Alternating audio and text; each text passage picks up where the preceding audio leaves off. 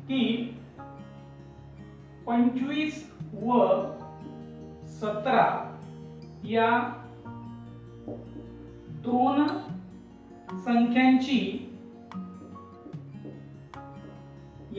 संख्यांची खालील प्रमाणे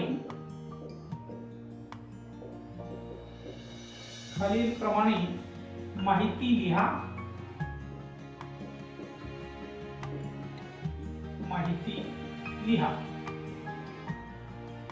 तर काही मुद्दे या ठिकाणी दिलेले आहेत. सम की विषम, संयुक्त की मूळ, आणि तिसरा मुद्दा दिलेला आहे जोडमूळ की सहमूळ.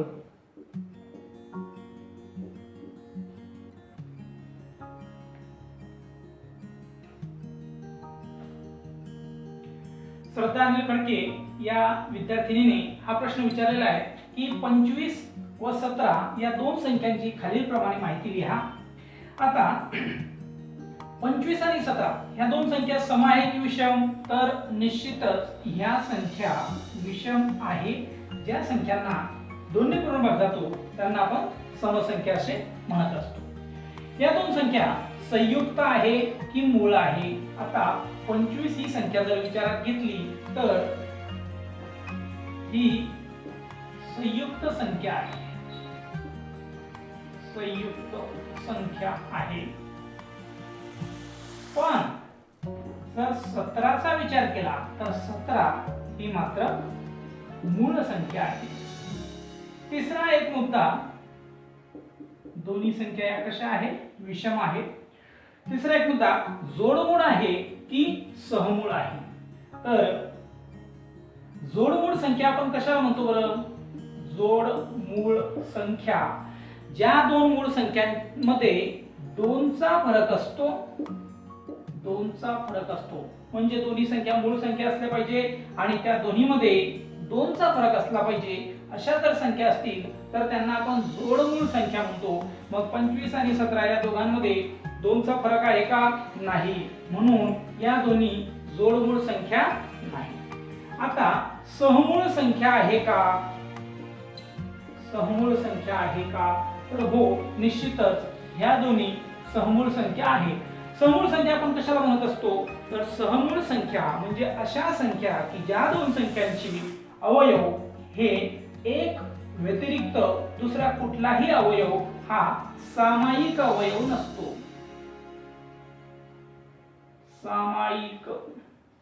नसतो. म्हणजेच काय? फक्त एक हा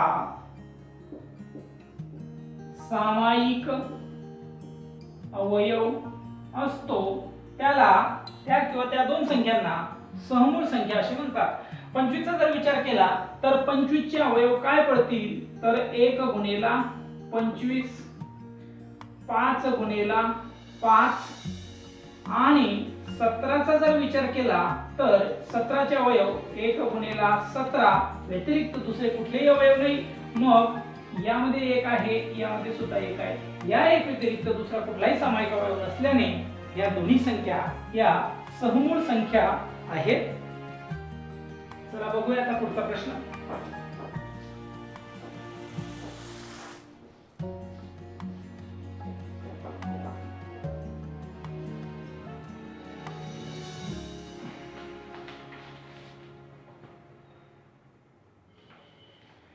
पुढचा प्रश्न असा आहे की 3 ची दर्शनी किंमत, 3 ची दर्शनी किंमत आणि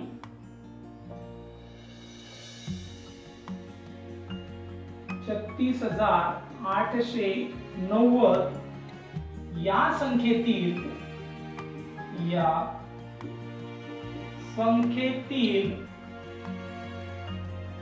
3 ची स्थानिक किंमत, तीनची स्थानिक किंमत यातील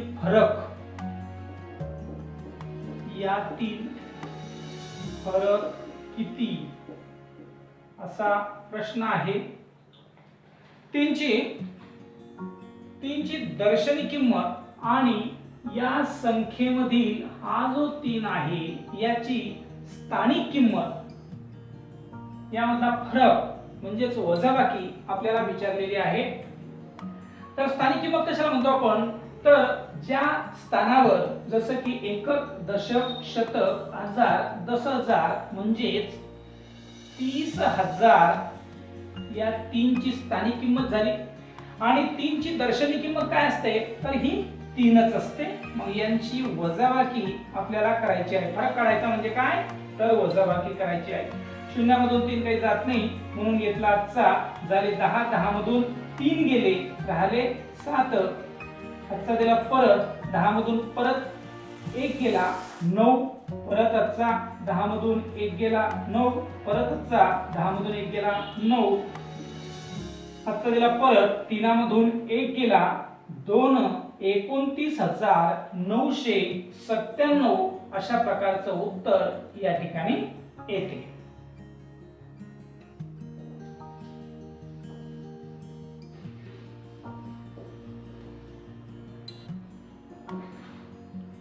पुढच्या प्रश्नामध्ये 2015 मध्ये विचारलेला प्रश्न आहे की 33 आणि 97 यांच्या बाबतीत किंवा या बाबतीत काय खरे आहे, काय खरे आहे।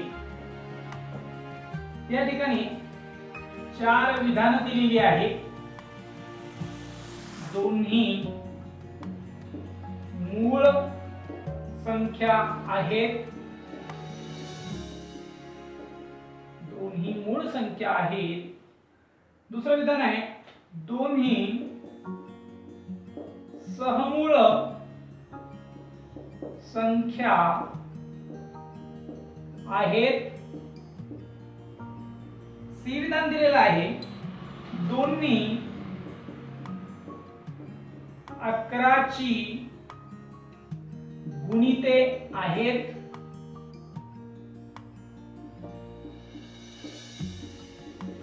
आणि डी विधान दिलेलं आहे दोन्ही समसंख्या आहेत, दोन्ही समसंख्या आहे।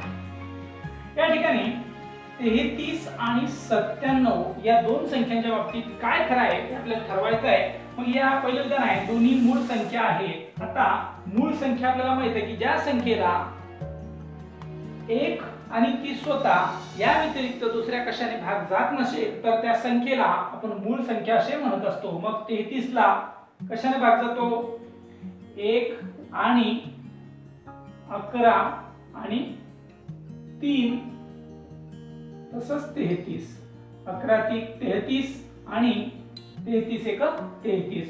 म्हणजेच काय, 1 आणि स्वतः या दोघांव्यतिरिक्त इतर सुद्धा याचे अवयव किंवा विभाजक आहेत, म्हणून ही मूळ संख्या नाही। 97 मूळ संख्या आहे, पण दोन्ही मूळ संख्या आहे का, तर नाही, हे विधान चुकीचं आहे। दोन्ही सहमूळ संख्या आहेत। सहमूळ संख्येबद्दल आताच एक प्रश्न पाहिला आपण की दोन्ही सहमूळ संख्या, सहमूळ संख्या म्हणजे काय, तर त्या दोघींचे जे विभाजक असतात, अवयव असतात, त्यापैकी फक्त एक हा अवयव सामायिक असतो। आता 33 चे अवयव आपण पाहिलेच, यानंतर 97 चे सुद्धा अवयव बघूया। 97 चे काय अवयव येतील, तर 1 × 97 व्यतिरिक्त तिसरा काही अवयव येणार नाही। मग 1 आणि हा 1 सामायिक आहे 1, म्हणून ह्या दोन्ही सहमूळ संख्या आहेत। हे विधान बरोबर आहे। तिसरे विधान पाहू, दोन्ही 11ची गुणिते आहेत। 11 × 33, पण 97 ला 11 ने भाग जात नाही, म्हणून हे विधान चुकीचं। दोन्ही समसंख्या आहेत, तसं दोन्हीही समसंख्या नाहीत, या विषम संख्या आहे, म्हणून हे विधान सुद्धा चुकीचं आहे. म्हणून बी नंबरचं जे विधान आहे ते आपल्याला या प्रश्नाचं उत्तर आहे.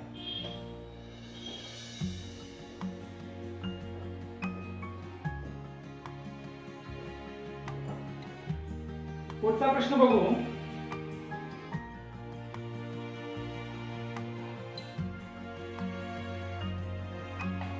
पुढच्या प्रश्नामध्ये 27,307 या संख्येतील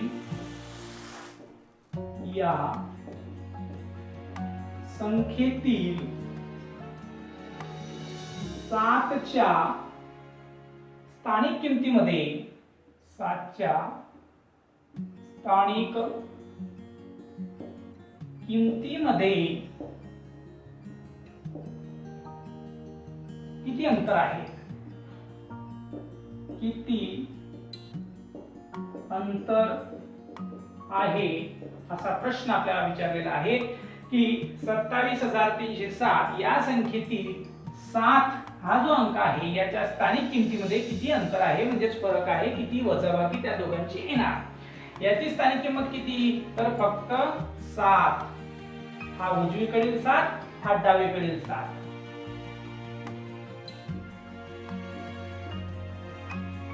उजवीकडील 7 ची स्थानिक किंमत किती, फक्त 7. आता डावीकडचा जो 7 आहे, एकक, दशक, शतक, हजार, म्हणजे 7,000 ही त्याची स्थानिक किंमत येणार. डावीकडील 7 ची स्थानिक किंमत बरोबर किती, 7,000. मग या दोघांमधला अंतर म्हणजेच फरक आपल्याला काढायचा आहे. मोठ्या संख्येमधून लहान संख्या आपण वजा करणार आहे. मग 10 मधून 7 गेले, 3 हातचा दिला, परत 10 मधून 7 गेले, 10 मधून 1 गेला, 9, परत 10 मधून 1 गेला, 9, आणि 7 मधून 1 गेला, 6. 6,993 हे आपलं उत्तर असणार आहे.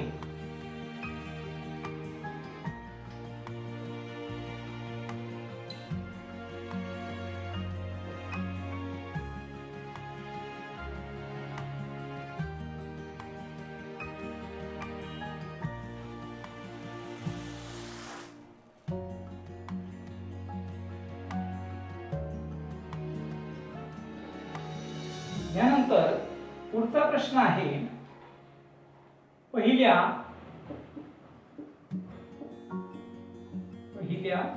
10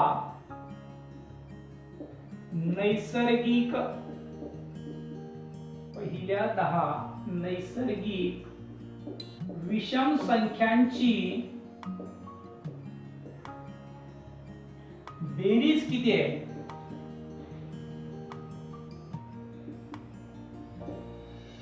बेरीज किती हा प्रश्न नवोदय विद्यालय समितीनं 2013 मध्ये विचारलेला आहे. पहिल्या 10 नैसर्गिक विषम संख्यांची बेरीज आपल्याला काढायची आहे. मग पहिले तर नैसर्गिक संख्या म्हणजे काय हे आपण अगदी पहिल्याच व्हिडिओ मध्ये स्पष्ट करून सांगितलं होतं का. नैसर्गिक संख्या म्हणजे काय, तर 1 ते अनंत ह्या ज्या संख्या आहेत त्यांना आपण नैसर्गिक संख्या असे म्हणत असतो. विषम संख्या म्हणजे काय, ज्या संख्येला 2 भाग जात नाही अशा संख्यांना आपण विषम संख्या असे म्हणत असतो. मग पहिल्या 10 नैसर्गिक विषम संख्यांची बेरीज आपल्याला करायची आहे. मग पहिली संख्या 1, 3, 5, 7, 9, 11, 13, 15, 17, 19 किती भरतात, 1 2 3 4 5 6 7 8 9 10. 10 नैसर्गिक विषम संख्या आपण घेतलेल्या आहे. आता यांची बेरीज आपल्याला करायची आहे. बेरीजेसाठी आपण एक सूत्र मध्यंतरी पाहिलं होतं की पहिली नैसर्गिक विषम संख्या अधिक किंवा शेवटची नैसर्गिक विषम संख्या भागीला 2 गुणिला एकूण नैसर्गिक विषम संख्या, अशा प्रकारचं एक सूत्र आहे. हेच नैसर्गिक संख्यांची बेरीज काढत असताना आपण बघितलं होतं. तर पहिली नैसर्गिक विषम संख्या कोणती आहे? 1 आहे.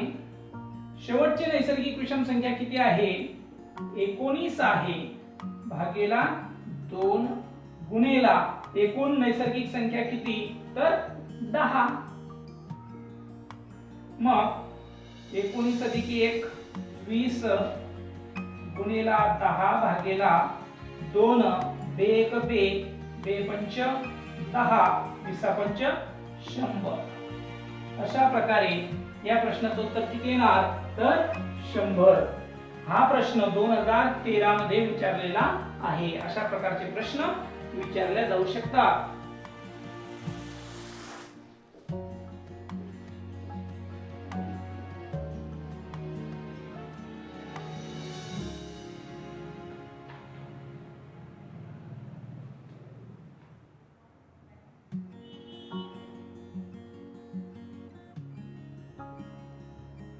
सत्तर आणि 80 यामधील 70 आणि 80 यांमधील सर्व मूळ संख्यांची बेरीज, सर्व मूळ संख्यांची बेरीज किती? हा प्रश्न 2015 मध्ये विचारलेला आहे. मग 70 ते 80 हा जो गट आहे, या गटामधील मूळ संख्यांची बेरीज आपल्याला काढायची आहे. मग 70 पासून 80 पर्यंत ज्या मूळ संख्या आहे त्या कोणकोणत्या ते बघू. 70 च्या पुढची संख्या 71 मूळ संख्या आहे, 72 73 73 मूळ संख्या आहे, 74 75 76 77 78, नंतर मग 79 आणि 80. अशा प्रकारे 3 मूळ संख्या आपल्याकडे आहे. 3 मूळ संख्यांची बेरीज किती होते बघूया. 9 आणि 1 10 10 आणि 3 13, 13 शी 3 1 7 21 आणि 1 22. अशा प्रकारे 223 ही या मूळ संख्यांची बेरीज येते.